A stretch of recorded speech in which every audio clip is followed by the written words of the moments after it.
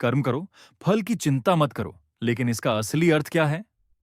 1:30 से 8 बजे गीता का सबसे प्रसिद्ध श्लोक है, कर्मण्येवाधिकारस्ते मां फलेषु कदाचन, मां कर्मफल हेतुर्भुर्मा ते संगोस्त्व कर्मणि औषोश्रमी न जी। गीता 2.47 अर्थ। तुम्हारा अधिकार केवल कर्म करने में है, उसके फल में नहीं। फल की कामना को कर्म का कारण मत बनाओ और कर्म न करने में भी मत रहो। अब यह सुनकर बहुत लोग सोचते हैं, तो क्या मैं मेहनत करूं और परिणाम की परवाह न करूं? यह तो बेवकूफी है। लेकिन रुकिए, श्री कृष्ण यह नहीं कह रहे कि आप लक्ष्यहीन रहें। वे यह कह रहे हैं कि आप अपने लक्ष्य से प्रेरित होकर काम करें, परिणाम की चिंता से नहीं। फर्क समझिए, जब आप परिणाम की चिंता में काम करते हैं तो क्या होता है? आपका मन दो जगह होता है, एक तरफ काम, दूसरी तरफ डर। क्या होगा अगर मैं फेल हो गया? क्या होगा अगर लोग हंसे? क्या होगा अगर मेरी मेहनत बेकार गई? ये डर आपकी ऊर्जा का सबसे बड़ा दुश्मन है। आधुनिक मनोविज्ञान में इसे परफॉर्मेंस एंजाइटी कहते हैं। हार्वर्ड बिजनेस स्कूल के शोधकर्ताओं ने पाया है कि जो लोग प्रोसेस पर ध्यान देते हैं, यानी कि वे क्या कर रहे हैं और कैसे कर रहे हैं, वे लोगों से कहीं बेहतर प्रदर्शन करते हैं जो केवल रिजल्ट पर ध्यान देते हैं। यही तो गीता ने हजारों साल पहले कह दिया था। एक उदाहरण लेते हैं। एक छात्र है जो परीक्षा दे रहा है। अगर वह सोचता रहे, अगर मैं फेल हो गया तो माँ बाप क्या सोचेंगे, सोसाइटी क्या कहेगी, मेरी लाइफ खत्म हो जाएगी, तो उसका दिमाग उस डर में इतना उलझा रहता है कि वह जो जानता है वह भी भूल जाता है। लेकिन दूसरा छात्र है जो सोचता है, मुझे बस ये प्रश्न अच्छे से हल करना है, मेरा काम है सोचना और लिखना, बाकी देखा जाएगा। वह छात्र कहीं बेहतर लिखता है। कर्म का यही रहस्य है। जब आप वर्तमान में होते हैं, जब आपका पूरा ध्यान उस एक कार्य पर होता है जो आप अभी कर रहे हैं, तब आपके भीतर एक असीमित ऊर्जा जागती है। साइकोलॉजिस्ट मिहली, सीक्सेंट मिहली ने इसे फ्लो स्टेट का नाम दिया है। जब इंसान किसी काम में इतना डूब जाता है कि समय का, भूख का, थकान का होश नहीं रहता, वह अवस्था ही श्रेष्ठ कर्म की अवस्था है। गीता इसी को कहती है, निष्काम कर्म। बिना आसक्ति के, बिना भय के, बिना लोभ के, केवल कर्म। अब आप सोचिए, आज आप जो भी काम कर रहे हैं, क्या आप उसे इस भावना से कर सकते हैं? परिणाम की चिंता छोड़कर, केवल उस कार्य में डूबकर? अगर हां, तो आपने गीता का पहला सत्य जी लिया। सत्य नंबर 2, आत्मा अजर अमर है और इसका अर्थ आपकी जिंदगी बदल सकता है। 8 बजे से 16 बजे जब अर्जुन रो रहे थे, जब वे कह रहे थे कि मैं अपने प्रियजनों को नहीं मार सकता, तब श्री कृष्ण ने उन्हें सबसे पहले यही बताया, नैनम छिंदन्ति शस्त्राणि नैनम दहति पावका, न चैनम क्लेदयन्त्यापो न शोषयति मारुतः, अब्रेगहाते न हुसुनुस्के। अस गीता 2.23 अर्थ।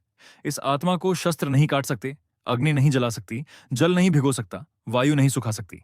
यह श्लोक सुनने में धार्मिक लगता है, लेकिन इसका गहरा मनोवैज्ञानिक और दार्शनिक अर्थ है। हम अपने जीवन में जो सबसे बड़ा डर रखते हैं, वह है मृत्यु का डर, खोने का डर, समाप्त हो जाने का डर। इसी डर के कारण हम कई बार वे कदम नहीं उठाते जो हमें उठाने चाहिए। इसी डर के कारण हम रिलेशनशिप्स में टूट जाते हैं, करियर में रिस्क नहीं लेते और जिंदगी को फुली जी नहीं पाते। श्री कृष्ण कह रहे हैं, जो तुम वास्तव में हो वह कभी नष्ट नहीं होता। शरीर बदलता है जैसे हम कपड़े बदलते हैं, लेकिन जो भीतर का मैं है, जो देखता है, जो जानता है, जो अनुभव करता है, वह शाश्वत है। वासांसि जीर्णानि यथा विहाय नवाणि गृह्णाति नरोपराणि तथा शरीराणि विहाय जीर्णान्यानि संयाति नवाणि देहि। गीता 2.22 जैसे मनुष्य पुराने वस्त्र उतारकर नए वस्त्र धारण करता है, वैसे ही आत्मा पुराने शरीर को छोड़कर नए शरीर में प्रवेश करती है। यह विचार कि मैं केवल यह शरीर नहीं हूं, अगर आप इसे सच में समझ लें तो आपका जीवन बदल जाएगा। सोचिए, अगर आप जानते हो कि आप अजर अमर हैं, तो क्या आप किसी की बात से इतना डरेंगे? क्या आप फेलियर से इतना घबराएंगे? क्या आप छोटी छोटी बातों पर इतना दुखी होंगे? आधुनिक विज्ञान की दृष्टि से देखें तो क्वांटम फिजिक्स ये कहती है कि ऊर्जा न बनती है, न नष्ट होती है, केवल रूप बदलती है। हमारा शरीर ऊर्जा का एक रूप है। हमारी चेतना जो हमें मैं बनाती है, वह ऊर्जा का सूक्ष्मतम रूप है।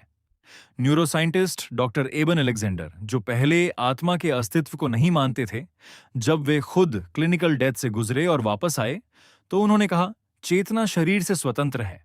मैंने इसे खुद अनुभव किया। गीता का यह सत्य हमें एक अद्भुत फ्रीडम देता है, जीने की फ्रीडम। जब आप जानते हैं कि आप अमर हैं, तो आप डर के साथ नहीं, प्रेम के साथ जीने लगते हैं। जब आप जानते हैं कि यह जीवन एक अध्याय मात्र है, तो आप हर पल को पूरी तरह जीने लगते हैं। यही है आत्मा का ज्ञान। और यह ज्ञान आपको न केवल मृत्यु के भय से, बल्कि जीवन के हर भय से मुक्त कर सकता है। सत्य नंबर 3। मन ही सबसे बड़ा शत्रु है, मन ही सबसे बड़ा मित्र। 16 बजे से 23 बजे भगवत गीता का 6ठा अध्याय पढ़ें तो आपको मिलता है एक अत्यंत महत्वपूर्ण श्लोक। उद्रेदात्मनात्मानं नात्मानं वसादयेत, आत्मैव ह्यात्मनो बंधुरात्मैव रिपुरात्मनः। एक सुसाकी कल। गीता 6.5। अर्थ, अपने आप से अपना उद्धार करो, अपने आप को नीचे मत गिराओ, क्योंकि यह मन ही तुम्हारा मित्र है और यही मन तुम्हारा शत्रु भी है। यह श्लोक आज के युग का सबसे जरूरी सत्य है। हम सबसे बड़ी लड़ाई बाहर नहीं, भीतर लड़ते हैं। हमारा मन ही हमें सुबह उठने से रोकता है। हमारा मन ही हमें नकारात्मक विचारों में डुबोता है। हमारा मन ही हमें यह विश्वास दिलाता है कि हम कुछ नहीं कर सकते। नेगेटिव सेल्फ टॉक, खुद से नकारात्मक बातें करना, आज की सबसे बड़ी मानसिक बीमारी है और गीता ने हजारों साल पहले इसका समाधान दिया था। श्री कृष्ण कहते हैं, तुम्हारा सबसे बड़ा दुश्मन तुम्हारे बाहर नहीं है, वह तुम्हारे भीतर है, और तुम्हारा सबसे बड़ा मित्र भी तुम्हारे भीतर ही है। जब मन नियंत्रित होता है, जब आप अपने विचारों के स्वामी होते हैं, न कि उनके दास, तब वही मन आपको ऊंचाइयों तक ले जाता है। मॉडर्न न्यूरोसाइंस में इसे न्यूरोप्लास्टिसिटी कहते हैं। हमारा मस्तिष्क बदल सकता है। हम जो सोचते हैं, जो अनुभव करते हैं, जो महसूस करते हैं, उसके आधार पर हमारे ब्रेन के न्यूरल पाथवेज बदलते हैं। यानी अगर आप नकारात्मक सोचते रहें तो आपका मस्तिष्क नकारात्मकता का आदी हो जाता है, और अगर आप सकारात्मक, शांत और उद्देश्यपूर्ण सोचें तो वही मस्तिष्क उसी दिशा में ढल जाता है। गीता में मन को नियंत्रित करने के लिए कई उपाय बताए गए हैं: ध्यान, अभ्यास और वैराग्य। असंशय महाबाहो मनो दुर्निग्रहम चलम, अभ्यासेन तु कौन्तेय वैराग्येण च गृह्यते, बाक्स को निचरे। गीता 6.35 अर्जुन ने कहा था, हे कृष्ण, मन बड़ा चंचल है, इसे कैसे वश में करें? और कृष्ण ने कहा, हाँ, यह कठिन है, लेकिन अभ्यास और वैराग्य से इसे वश में किया जा सकता है। अभ्यास कम यानी रोज अपने मन को अच्छे विचारों की ओर मोड़ना, ध्यान करना, संकल्प लेना। वैराग्य यानी यह समझना कि बाहरी चीजें स्थायी सुख नहीं दे सकती, उनसे अटैचमेंट कम करना। आज से शुरू करें, हर सुबह 10 मिनट चुपचाप बैठें, अपनी सांसों पर ध्यान दें, और जब नकारात्मक विचार आएं उन्हें देखें, लेकिन उनके साथ न बहें। यही है गीता का तीसरा सत्य। आपका मन आपका सबसे बड़ा हथियार है, इसे प्रशिक्षित करें। सत्य नंबर 4। अहंकार ही सबसे बड़ा भ्रम है। 23 मिनट से 30 मिनट गीता के सबसे गहरे और सूक्ष्म सत्यों में से एक है अहंकार का भ्रम। श्री कृष्ण कहते हैं, अहंकार विमूढ़ात्मा कर्ताहमिति मन्यते। गीता 3.27 अर्थ। जो व्यक्ति अहंकार से मूढ़ हो जाता है वह सोचता है कि मैं ही करता हूं। हम सब यही सोचते हैं, है ना? मैंने यह किया, मेरी वजह से यह हुआ, यह मेरा है, यह मैं। यही अहंकार है, और यही अहंकार हमारे सबसे ज्यादा दुखों का कारण है। जब कोई हमारी तारीफ नहीं करता, हम दुखी होते हैं। जब कोई हमें अनदेखा करता है, हम क्रोधित होते हैं। जब हम अपनी अपेक्षाओं के अनुसार नहीं जी पाते, हम निराश होते हैं। ये सब अहंकार के खेल हैं। लेकिन गीता एक गहरी बात कहती है, तुम कर्ता नहीं हो, तुम माध्यम हो। जो प्रकृति के नियमों के अनुसार होना है वह होता है। तुम्हारी भूमिका है सही दिशा में, सही भाव से सही कार्य करते रहना। इसे आधुनिक दृष्टिकोण से समझें। हम जो हैं वह हमारे जीन्स, हमारे परिवेश, हमारे अनुभवों का परिणाम है। हमारे विचार, हमारी आदतें, हमारी प्रतिक्रियाएं, सब कुछ उन अनगिनत कारणों की श्रृंखला है जो हमसे पहले आई। तो मैं कहां है इसमें? बुद्धिज्म में इसे अनाटा, अनात्मा कहते हैं। स्टोइक फिलॉसफी में मार्कस ऑरेलियस कहते हैं, तुम जो सोचते हो वह तुम हो, वह केवल एक भ्रम है। जब आप अहंकार को कम करते हैं, जब आप मैं की जगह हम सोचने लगते हैं, जब आप कंट्रीब्यूशन को रिकॉग्निशन से ज्यादा इंपॉर्टेंट मानते हैं, तब एक अद्भुत शांति मिलती है। क्योंकि जब मैं नहीं है तो मेरा अपमान, मेरी हार, मेरी विफलता भी नहीं है। यही फ्रीडम है, यही मोक्ष की दिशा में पहला कदम है। आज एक काम करें, कोई एक ऐसा काम करें जो किसी के लिए हो, लेकिन किसी को बताएं नहीं। देखें कैसा लगता है। वह जो असीम संतुष्टि मिलेगी, वही निस्वार्थ कर्म का आनंद है। सत्य नंबर 5। समत्व, सुख दुख में समान रहना। 30 मिनट से 37 मिनट गीता में एक शब्द बार बार आता है, समत्व। सुख दुखे समे कृत्वा लाभालाभो जयाजयो ततो युद्धाय युज्यस्व नैवं पापम वाप्स्यसि। मैं और देखी मैं होमाना और गीता 2.38 अर्थ। सुख दुख लाभ हानि जय पराजय को समान मानकर युद्ध में जुट जाओ। इस प्रकार तुम पाप को प्राप्त नहीं होगे। समत्व का अर्थ यह नहीं है कि आप भावना शून्य हो जाएं। इसका अर्थ है आप परिस्थितियों से संचालित नहीं होते, आप अपने भीतर के स्थिर केंद्र से संचालित होते हैं। सोचिए, जब आपको सक्सेस मिलती है आप उत्साहित हो जाते हैं, जब फेलियर आती है आप टूट जाते हैं। यह रोलर कोस्टर यही आपको थका देती है, आपकी ऊर्जा लूट लेती है। एक योगी की जो गीता के अनुसार जीता है वह सक्सेस में भी शांत रहता है, फेलियर में भी, क्योंकि वह जानता है दोनों अस्थायी हैं। स्टोइक फिलॉसफी में इसे इक्वानिमिटी कहते हैं। मार्कस ऑरेलियस लिखते हैं, जो बाहर है उसे तुम नियंत्रित नहीं कर सकते, लेकिन जो भीतर है तुम्हारी प्रतिक्रिया वह सदा तुम्हारे हाथ में है। गीता का यही कहना है। आज की दुनिया में जहां हर खबर, हर सोशल मीडिया पोस्ट, हर दूसरे व्यक्ति की जिंदगी हमें प्रभावित करने की कोशिश करती है, समत्व एक क्रांतिकारी विचार है। जब आपका बॉस आप पर चिल्लाए, समत्व। जब आपकी तारीफ हो, समत्व। जब कोई प्रिय बिछड़ जाए, समत्व। ये कठिन है, श्री कृष्ण भी जानते थे, लेकिन यही साधना है, यही योग है। रिसर्च बताती है कि जो लोग इमोशनल रेगुलेशन में बेहतर होते हैं, यानी जो अपनी भावनाओं को एक्नॉलेज करते हैं लेकिन उनसे बहते नहीं, वे ना केवल मानसिक रूप से स्वस्थ होते हैं, बल्कि उनके रिलेशनशिप्स, करियर और हेल्थ सभी बेहतर होते हैं। गीता का यह सत्य, समत्व, आपकी सबसे बड़ी शक्ति बन सकता है। अगली बार जब कोई परिस्थिति आए जो आपको हिलाने की कोशिश करे, एक गहरी सांस लें और खुद से पूछें, क्या मैं इस परिस्थिति को नियंत्रित कर सकता हूं? अगर हां, करें। अगर नहीं, छोड़ दें। बस इतना। भक्ति, प्रेम और समर्पण का विज्ञान। 37 मिनट से 43 मिनट गीता का 12वां अध्याय है, भक्ति योग। यह अध्याय उन लोगों के लिए है जो ज्ञान के मार्ग से नहीं ईश्वर तक पहुंचना चाहते हैं। मय्यवेश्य मनो ये मां नित्य युक्ता उपासते श्रद्धया परयोपेतास्ते में युक्ततमा मताः। गीता 12.2 अर्थ। जो अपना मन मुझ में लगाकर श्रद्धापूर्वक मेरी उपासना करते हैं, वे मुझे सर्वश्रेष्ठ योगी लगते हैं।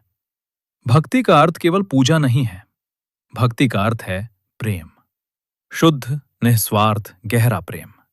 जब आप किसी से सच्चे प्रेम में होते हैं तो आप उसके लिए सब कुछ करने को तैयार होते हैं। उसका सुख आपका सुख बन जाता है। यही भक्ति है। गीता कहती है, इस प्रेम को ईश्वर की दिशा में मोड़ो, या यदि आपका विश्वास किसी उच्च शक्ति में नहीं है तो इसे सत्य की ओर, सेवा की ओर, मानवता की ओर मोड़ो। मॉडर्न साइकोलॉजी में अटैचमेंट थ्योरी और पॉजिटिव साइकोलॉजी दोनों ये मानते हैं कि गहरे, मीनिंगफुल कनेक्शंस, चाहे वे किसी व्यक्ति से हों, किसी उद्देश्य से हों या किसी आस्था से, इंसान को मानसिक रूप से सबसे अधिक संबल देते हैं। विक्टर फ्रैंकल, जिन्होंने होलोकास्ट की यातनाएं झेली, उन्होंने अपनी पुस्तक मैन सर्च फॉर मीनिंग में लिखा, जिसके पास जीने का कारण होता है वो किसी भी परिस्थिति को झेल सकता है। भक्ति आपको वो कारण देती है, एक उद्देश्य, एक कनेक्शन, एक आधार। श्री कृष्ण ये भी कहते हैं कि जो भक्त इन गुणों से युक्त होता है वो मुझे प्रिय है। अद्वेष्टा सर्वभूतानां मैत्रः करुणा एव च। गीता 12.13। सभी प्राणियों से द्वेष ना रखने वाला, मित्र भाव और करुणा से युक्त, ममता और अहंकार से रहित, सुख दुख में समान, ऐसा भक्त। ये एक आदर्श इंसान का वर्णन है। आज इस पल से हम इस दिशा में एक छोटा कदम उठा सकते हैं। किसी से नाराजगी है, आज उसे छोड़ने का संकल्प करें। किसी के प्रति करुणा जगाएं, किसी की छोटी सी मदद करें। यही भक्ति का आरंभ है। मोक्ष, मुक्ति का अर्थ क्या है? 43 मिनट से 50 मिनट गीता का अंतिम और सबसे गहरा सत्य है मोक्ष। मोक्ष का शाब्दिक अर्थ है मुक्ति। लेकिन किससे मुक्ति? मृत्यु के बाद के जीवन की नहीं, बल्कि इसी जीवन में, इसी क्षण में, उस बंधन से मुक्ति जो हमें दुखी करता है। श्री कृष्ण कहते हैं, सर्वधर्मान परित्यज्य मामेकम शरणम हम त्वाम सर्वपापेभ्यो मोक्षयिष्यामि मा शुचः। गीता 18.66 अर्थ। सभी धर्मों को छोड़कर केवल मेरी शरण आ जाओ, मैं तुम्हें सभी पापों से मुक्त कर दूंगा। शोक मत करो। ये गीता का चरम श्लोक है। यहां सभी धर्मों को छोड़ो का अर्थ है सभी नियम, सभी बंधन, सभी अपेक्षाएं, सभी भय, इन सब को छोड़ो और केवल उस परम सत्ता के प्रति समर्पित हो जाओ जो तुम्हारे भीतर भी है। मोक्ष का अर्थ है भय से मुक्ति, क्रोध से मुक्ति, लोभ से मुक्ति, अहंकार से मुक्ति, घृणा से मुक्ति। जब ये सब चले जाते हैं तो क्या बचता है? शांति, प्रेम, आनंद। और यही मोक्ष है, यही, अभी, इस जीवन में। पॉजिटिव साइकोलॉजी के पितामह मार्टिन सेलिगमैन ने परमा मॉडल दिया है, जो कहता है कि मानव कल्याण के लिए जरूरी है positive emotions, engagement, relationships, meaning और अचीवमेंट। इनमें सबसे महत्वपूर्ण है मीनिंग, अर्थात जीवन में उद्देश्य। गीता कहती है, जब आप अहंकार, भय और आसक्ति से मुक्त होते हैं तो जीवन का वास्तविक अर्थ प्रकट होता है। वो अर्थ जो बाहर की किसी चीज पर नहीं, बल्कि आपके भीतर के सत्य पर आधारित होता है। यही मोक्ष है। इसे पाने के लिए मरने के बाद स्वर्ग नहीं जाना है, ये यहीं पाया जा सकता है, इस जन्म में, इस शरीर में, इस क्षण में। बस एक कदम चाहिए, खुद को जानने की इच्छा। 50 मिनट से 52 मिनट हमने आज भगवत गीता के 7 अमर सत्य जाने। पहला, निष्काम कर्म, फल की चिंता किए बिना कर्म करो। दूसरा, आत्मा की अमरता, तुम शरीर नहीं आत्मा हो। तीसरा, मन को जीतो, क्योंकि यही तुम्हारा सबसे बड़ा मित्र और शत्रु है। चौथा, अहंकार का भ्रम, मैं से ऊपर उठो। पांचवा, समत्व, सुख दुख में स्थिर रहो। छठा, भक्ति, प्रेम और समर्पण से जियो। सातवां, मोक्ष, मुक्ति यही है, अभी है। ये 7 सत्य केवल पढ़ने के लिए नहीं है, ये जीने के लिए हैं। गीता एक किताब नहीं है, गीता एक जीवन दर्शन है, एक मैनुअल है उस इंसान के लिए जो सच में जीना चाहता है, डर से नहीं, प्रेम से, भ्रम से नहीं, ज्ञान से, बंधन से नहीं, स्वतंत्रता से। अगर ये वीडियो आपके मन को एक पल के लिए भी छू गया तो इसे किसी ऐसे व्यक्ति के साथ जरूर शेयर करें जिसे इसकी जरूरत है। लाइक करें, सब्सक्राइब करें और नीचे कमेंट में बताएं भगवत गीता के इन 7 सत्यों में आपको कौन सा सत्य सबसे गहरा लगा। अगले वीडियो में हम बात करेंगे गीता के गुणों की, सात्विक, राजसिक और तामसिक, और ये कैसे तय करते हैं कि आप कैसी जिंदगी जी रहे हैं।